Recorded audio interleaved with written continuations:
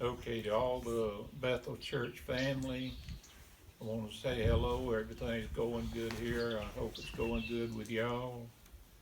I miss you. This few weeks seems like several years. It's been so long since I've been able to go and worship at church with you.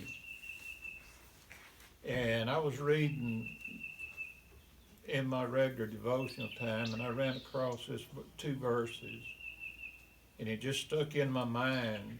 And never thinking that I would be doing a devotion on it.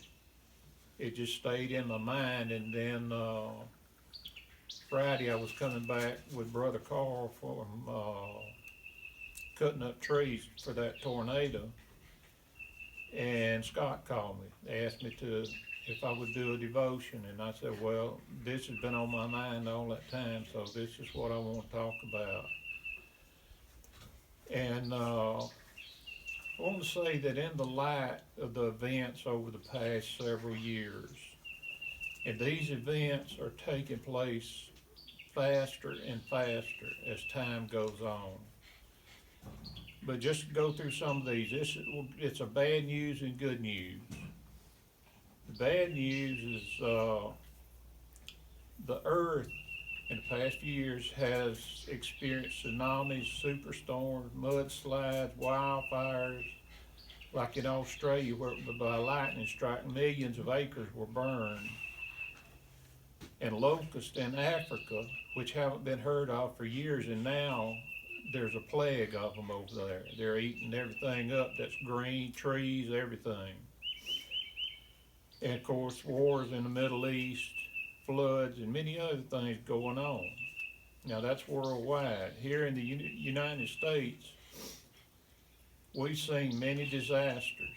There's been fires, floods, severe hurricanes, tornadoes like have never been seen before, droughts, and man-made riots. While some have disrespected our flag and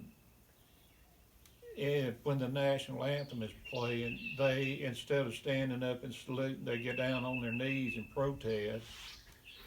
And we have government officials who have trampled on our Constitution that was a central part of the Holy Word. God's Holy Word was a central part of the Constitution found that our founding fathers wrote it about.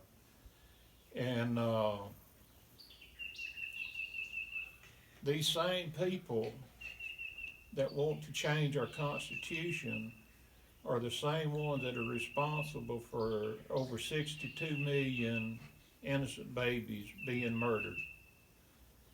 And now we've got this pandemic here and across the world, and nobody knows what it's going to do or what's going to be the end of it. And maybe God is just telling us that He's had just about enough of the sin and debauchery in this world. And what things that He calls abominations in His holy word are being pushed on children in the first grade in many states. Now that's the bad news. The good news is 2 Chronicles 7, 13 and 14. When I shut up heaven, and there is no rain, or command the locusts to devour the land, or send pestilence among my people, if my people who are called by my name will humble themselves and pray and seek my face and turn from their wicked ways, then I will hear from heaven and will forgive their sins and heal their land. So my advice, for what it's worth, here in America and the rest of the world, people need to get down on their knees and ask God for forgiveness. And these people that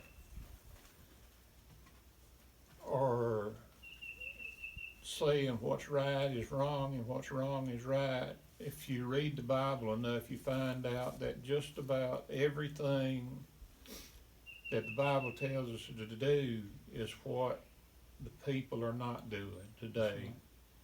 And they're doing the things that they shouldn't.